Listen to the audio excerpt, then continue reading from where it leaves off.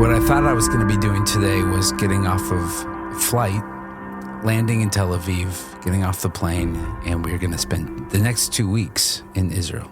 Yeah, we would have been heading to the Elah Valley, I think. Yeah, walking around there. And instead, the scene, really, a lot has changed. Everything's changed. Well, everything changed.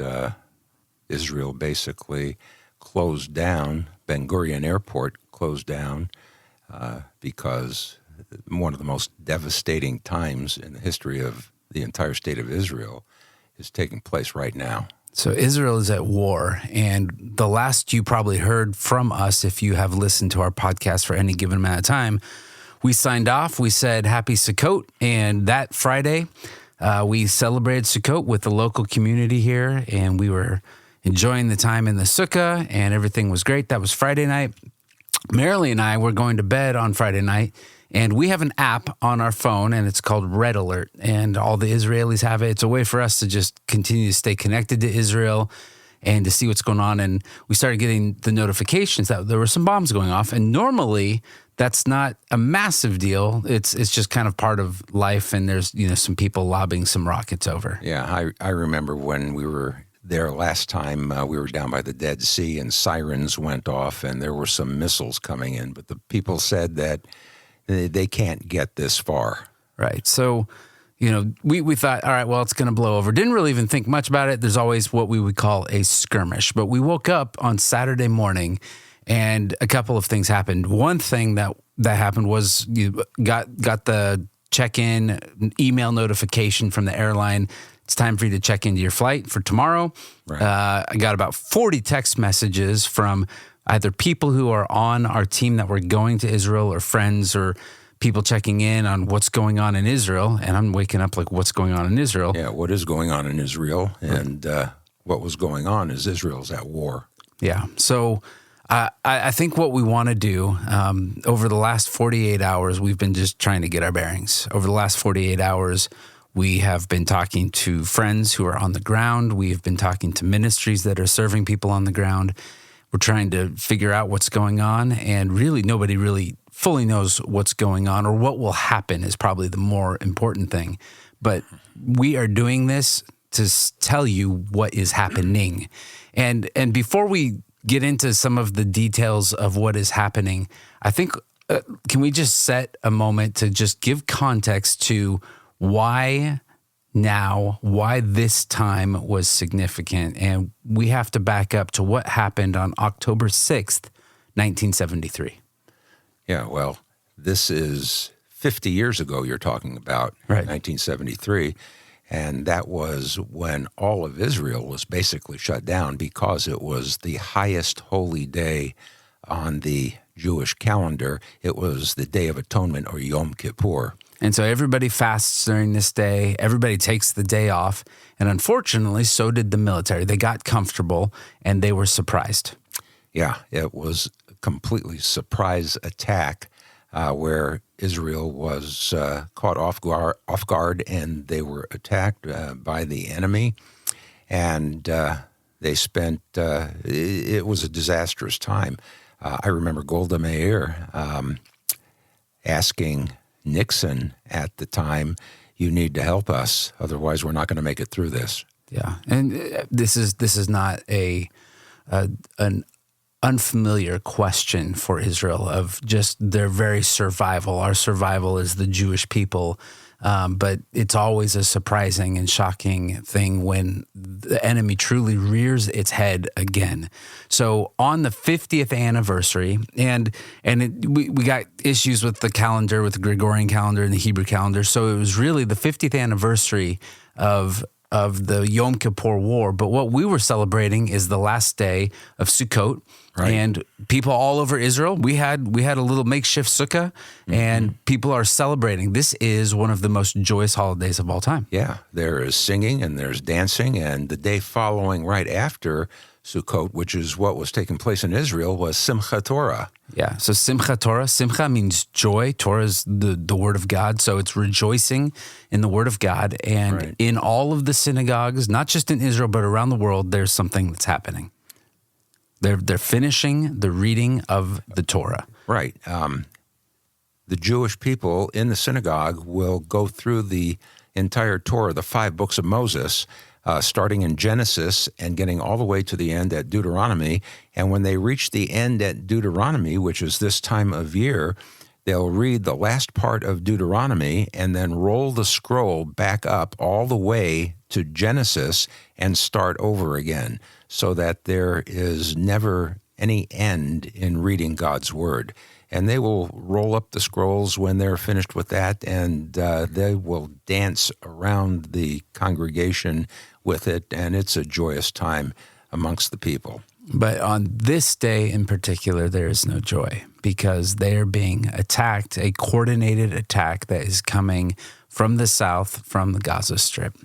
And so this holiday, we just want you to understand, it wasn't just like, oh, well, it was a nice day in October, but that this really was a combination of multiple holidays. And so I'm not sure if it's going to stick at this point, but what we're hearing is a lot of people are calling this the Simchat Torah War. And really, the focus of, if you're looking geographically at what's happening, the focus right now is on the Gaza Strip. The Gaza Strip is this small, tiny little strip. It's between Israel and Egypt. It runs about 27 miles north to south, and east to west. It's anywhere from 3 to 7 miles, and it's virtually it really is a strip. There's nothing there. Yeah, it borders the Mediterranean Sea. Yep, and it is a place where in 2005. Israel gave that land to the Palestinians. Well, not only just gave it to them, but forcibly removed Israeli presence out of Gaza Strip. People whose homes were there. Yeah, for years and years, really moved them out of the Gaza Strip and resettled them into Israel proper. Right. And said, hey, this is yours. Enjoy. And really pulled out the military presence, pulled out everything. There was no more Israel inside of the Gaza Strip. And then they had their own elections, and then who did they elect? Yeah, Mahmoud Abbas in 2006. Yeah. Yeah, and there has never been any change in that government since that time, since 2006, and it has been a government, really, that is a terrorist-run organization, and it's connected significantly to Iran. Yeah, so because they have no economy, right, themselves, so they get their economy from Iran, who's pulling all the strings with everything. Yeah, so this is Hamas. This is, and you've probably heard some of these words. There's Islamic Jihad, there's Hamas, there is Hezbollah. Right here in the Gaza Strip, the group that is running the show there is Hamas, and they are a terrorist organization. If they had their way, they would knock out Israel and send them into the heart of the sea. Now, we also have to make a differentiation, though, and this will be something that we'll be talking about as we are having more of these conversations, but what is made up of the people who are there and who live in the Gaza Strip are Palestinians. Yes. And there are some Palestinians, and I would say a small percentage of them who are in there who are not at war. They just want to live their life and have agency over their life. But there is a large contingent of these people that are terrorists. They really want to just come into Israel and really do what they did to Israel. Yeah, and they are really holding the people who really don't want any part of the terrorist regime. They're really holding them captive as their captives. They're in that particular territory, much the same way that Yasser Arafat held captive a whole contingent of the society and pointed to them and say, oh, look at these poor people. Yeah, so we realize that many of you who are listening to us, who have been listening to us, that you are probably in the realm of you are a Christian, you love Jesus, you love the Bible, you have found us because you like this rootedness, you like this connection to understanding more of what's going on in the Old Testament. and you like some of the holidays and the shtick and some of the funny things that we say every once in a while. But what we really want to make sure that we're doing here is giving you an education and an understanding of what's going on, because I think a lot of people, they hear about this, it's like, oh gosh, the epicenter, there's always something going on with Israel, and it really runs. You just say the word Israel and it's the divider. It is, some people say, like, we love Israel, God bless Israel and God bless America, and they wear the pins and they love all, and they give to Israel, they go on tours to Israel. And they're over there. Yes, exactly. They're over there and we're over here, and when the skirmish breaks out or whatever it is that breaks out over there, it's over there. But I think what we all need to realize is Israel is at war, and we have a piece of that war also. We're at war at the same time, because it's more than just a physical war. There's a spiritual war that's taking place. Yeah. And we are, a part of that, as we are one with the God of Israel. So we're committed right now in this season. What we originally planned on was starting our 5th season doing the podcast. We were going to have some friends on, have them tell their best, piece of Jewish humor and jokes, and enjoy ourselves and, be Jewish. But this has changed. Everything has changed. And so we are, since I had the next couple of weeks just planned on being in Israel, my calendar is totally empty. And so we're filling that up with conversations with our friends, people who know. And so what we want to do is unpack.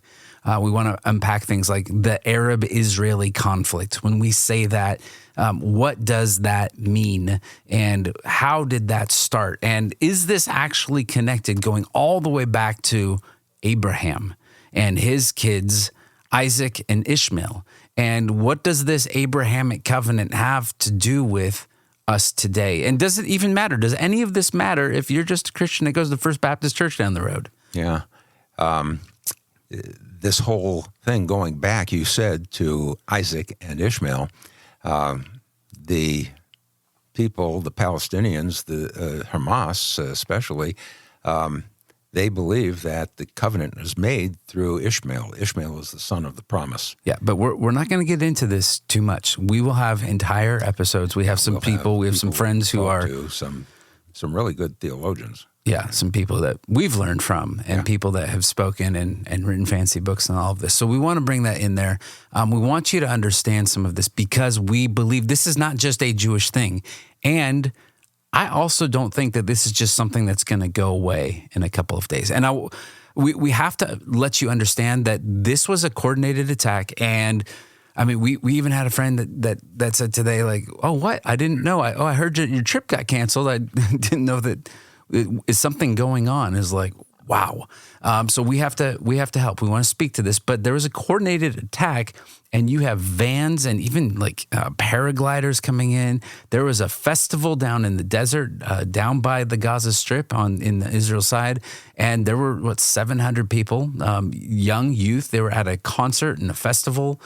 They're dancing and doing all that stuff, but all of a sudden these vans come up, and these militant terrorists are coming out, guns blazing, and as of right now, what was the number we heard? 1,100? There's over 1,200 Israeli deaths, and we're talking about predominantly citizens.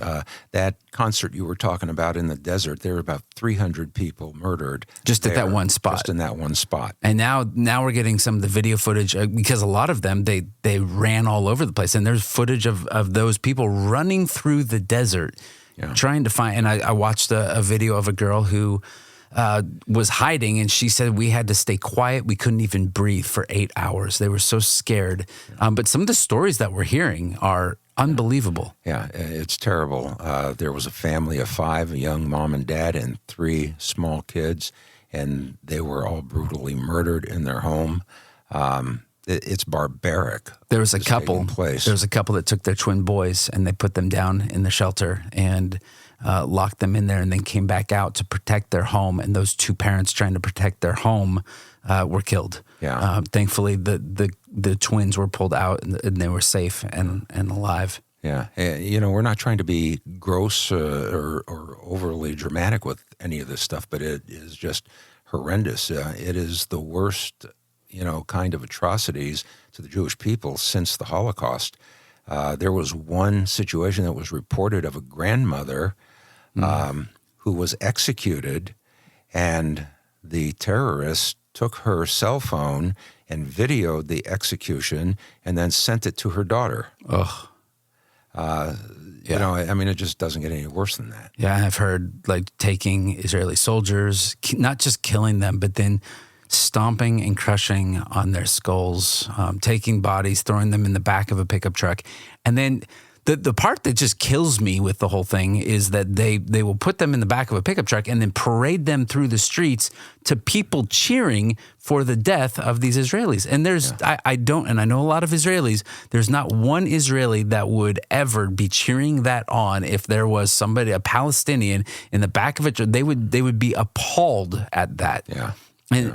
But there are stories of courage. There are stories of hope. In 2016, I got to bring a college group out to Israel, and it was part touristy and it was part service projects, and we were planting trees and doing all that. But we were down at a kibbutz called Nir Am, Niram. That's right by the Gaza border. Yeah, it's 1 kilometer. You can see Gaza. You can see buildings of Gaza right there. And if you've ever seen historically, like some of the newsreels, they will take just years and years, and they will build tunnels from Gaza coming up. And when they would come up, the place they would come up is right there at Niram. Yeah. It's a place that is the size of Dodger Stadium, and over the course of 3 years had more than 800 rockets hit them. Yeah. So we show up, drive up there with a bus full of college students, and we drive in and we say off to the right, this is a bomb shelter. You will see this every 1,000 feet as you go around the kibbutz. By the way, kibbutz is just community living. Yeah. And it's walled around this kibbutz, isn't it? Yeah, there's a wall going all the way around it, and every 1,000 feet. And when you hear a siren, you have 15 minutes to get to one of these bomb shelters, essentially. Yeah, because you're really close to the border there. Something happened there, didn't it? Something during this last day or so? So there's a story. I forget her name. I wrote it down. I have notes and things all over the place. But there's a woman who is part of this very kibbutz in Niram, and she had a little bit of foresight. She was the first one to really understand there's something going on, and she started running around and alerting all of the men who are part of the kibbutz, and all those men, they go up and they stand on the walls surrounding this community. And as the terrorists are coming to attack Niram, they're killing them. They killed 25 terrorists right there at the wall who were coming to kill them. Yeah. Right. And our good friends at Hope for Israel have been doing ministry and know that community in Niram incredibly well. And so I did talk to Moran this morning and with Hope for Israel, and hope to have him on. He's just exhausted right now and depleted. So we say this, and that is the physical human piece of all of this, but we also want us to know that this is not just a Palestinian thing, that behind the Palestinians, behind Hamas and the terrorists, that there is a puppet master, and that puppet master is primarily Iran. And as these things are happening, Iran, the government, the people are there. They're shouting, "Death to Israel! Death to Israel!" Yeah. They want to knock him out. Yeah. Well, Iran has been fortified financially, unfortunately, by this current administration here. Prior to this, and prior to all the money that has been given to them, the people in Iran were rising up against that government, against that regime, I should say. It's not even a government. Yeah. And, unfortunately, things changed in the last couple of years, and now that those people are just kind of snuffed under, and they can't rise up again, and Iran is pulling the strings in the south with Hamas and in the north with Hezbollah, and that's a whole other story also, because now there are rockets coming into Israel from the north, right at the Lebanese border, and this is just a difficult situation. As Matt said, it's going to last for a while, I think, but Benjamin Netanyahu has said that the Middle East is not going to be the same after this settles down and it's done. Yeah. And I would say even the one pulling the strings behind Iran is the enemy of God. Yeah. And that is Satan. And so what we're seeing in the news, what we're hearing about these stories, this is not just brutal humanity. This is demonic at its very core. Yeah, it is. I mean, it is demonic what's taking place.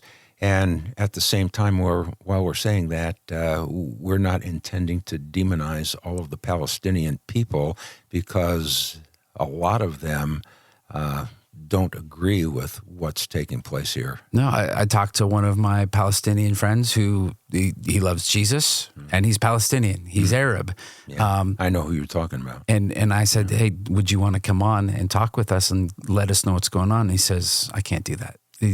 For him to do that would put him in danger, because there is no free speech in the West Bank, in these Palestinian territories.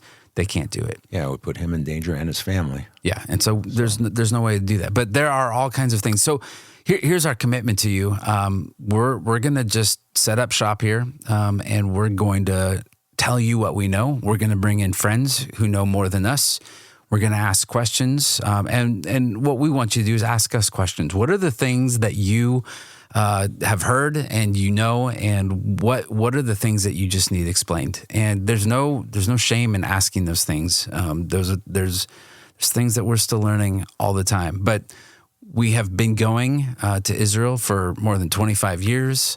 We know the people there. We're hearing from the people directly.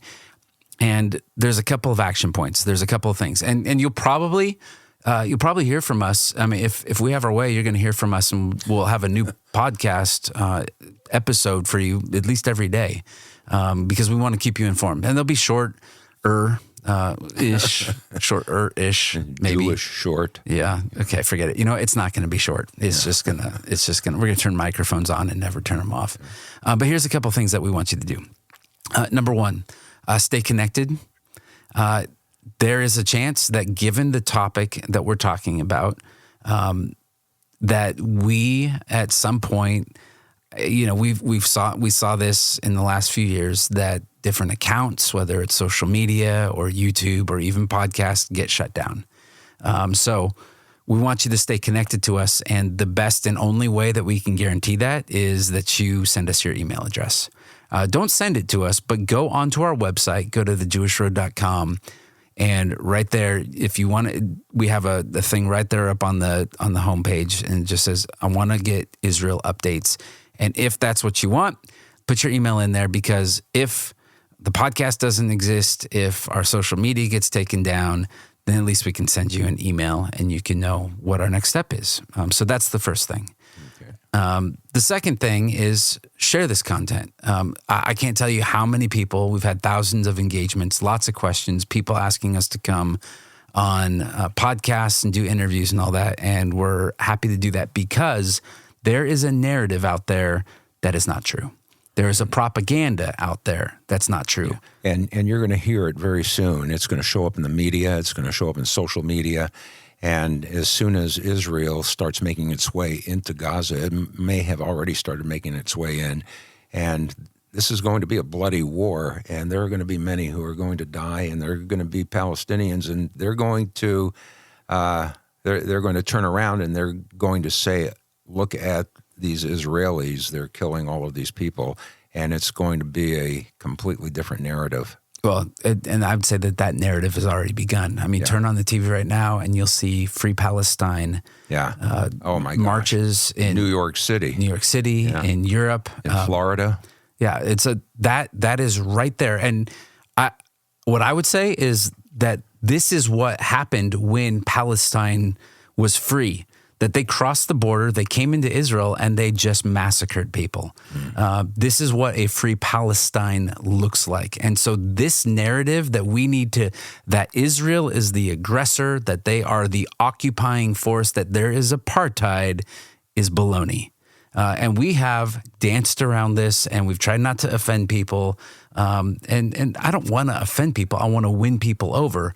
But this is the season that we have to actually say, let's call it what it is. You got to draw a line, and of course, I have never had a problem with offending people. Yeah, you wouldn't believe how much we've had to edit out because of you. It's unbelievable. Yeah. But we need to say it. We can't soft pedal any of this stuff. And we won't. So that is really, I don't even, how did we get here? I have no idea. But we want you to stay connected to what we're doing. We want you to share this because there is a narrative out there that needs to be combated. And so we want to be able to get truth out there, and we want to be able to let people know this is the real deal. This is the real story. We had a prayer night last night at our house. And even then, we just realized that the church has not taught its people about what this is what's going on, about the chosen people of God and the enemy. Like we've done Bible light, unfortunately. Mm-hmm. And so we thirst for more, and we want to be able to share that with everybody. Yeah. We want to equip you to be able to defend the truth. And the last thing that we'd like you to do, so not only, I'll tell you that on our website right now, we have I got up real early yesterday morning, couldn't sleep as usual. And so I wrote a blog that just kind of got everything out there that talked about these covenants, that talked about how did we get here, the battle for Israel, and that this battle is your fight too. And I'm saying that to the church, to the audience, that this Abrahamic covenant that started this covenant that is the controversy is the thing that we have to be paying attention. It's not something that happened thousands of years ago. It is still enacted today. And so we'll talk about, if you read that blog, you'll see conditional covenant versus unconditional, and go take you through some of this stuff. But there's a lot there for you to just start there and then share that with other people. But the last thing, how many times have I said that? The last thing is we want you to be able to donate and support. And with that, I want to give a massive, huge caveat. I've already seen there are groups out there, I'm not going to name names, but there are groups out there that are profiting off of this. There are ministries that are profiting off of this, and we will in no way do anything to try to get rich off of this thing. In fact, we put the non back into nonprofit. That's if there was a shirt, that might be the shirt that we want to make. Yeah. So we are not in this for the money. If you looked at our bank account, you would realize like, oh wow, they're really telling the truth. But what we see is that there is a need, and this was not a need that we created, but a friend of mine, Amir, who was a tour guide just recently. He was drafted as a reservist. He's in the reserves for the IDF, and right now, as we speak, he is on the front lines. And he sent me a message through WhatsApp, and he said, hey, Matt, because we're in the reserves, we are not fully funded, and we don't have everything that we need.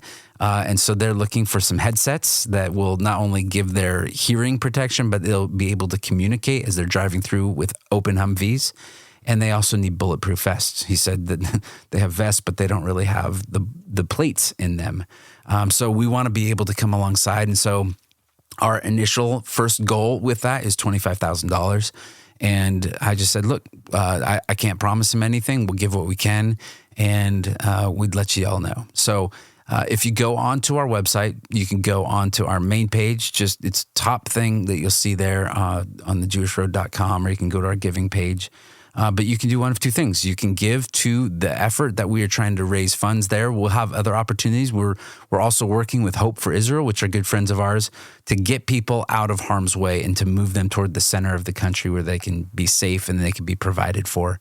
But you can give to that effort, and I promise you that 100% of all of that money will be directly given over to them, and they will buy exactly what they need.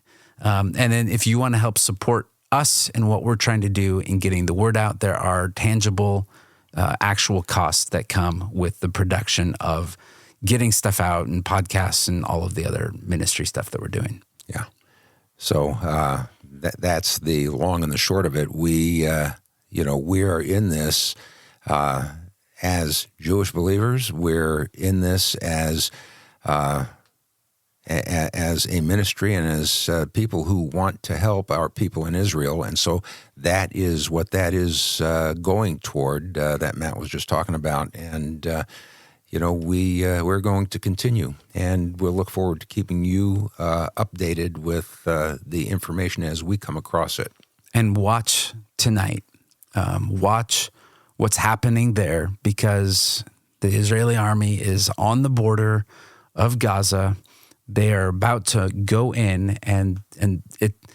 In many ways, we wish that it was a rescue operation to get those who've been kidnapped. I think there's 80 people there were 130, but I think there's 80 people who are currently inside Gaza that have been kidnapped. Yeah. One of our good friends, her friend in Israel, not only was her friend, but her entire family was kidnapped, and they're somewhere in Gaza. Yeah. And that rescue operation to get them out is not easy, because many of them have actually been put underground in these tunnels. Yeah. And so how do you know? And so Israel is actually doing something that they have not done before. They are changing their protocol. And for a country that values life so much that they would do anything, they would give any amount of prisoners to get one of their people back, the protocol is changing. They're going in there in such a way that they are going to destroy Hamas. Yeah. And what that might mean is loss of life of people that they know who are Israelis. Well, one of the latest things I heard is that with Hamas having some foreknowledge that is coming, they're calling for a ceasefire. Of course. Yeah, and which is ridiculous, because how can you have a ceasefire when nobody's fired yet from the other side? Yeah. Yeah. Yeah. Well, I mean, Israel has been going in with the Air Force, and they've been dropping all kinds of some things, but it's nothing as to what's coming. Yeah. So watch that. Watch right now that the mainstream media, for the most part, there's a lot of sympathy that is occurring for Israel and for the Jewish people. But watch what happens when they go into Gaza, and see how that narrative begins to change, number one. And then number two, watch the northern border of Israel. Yeah. Watch what's happening with Lebanon. Watch what's happening with Syria.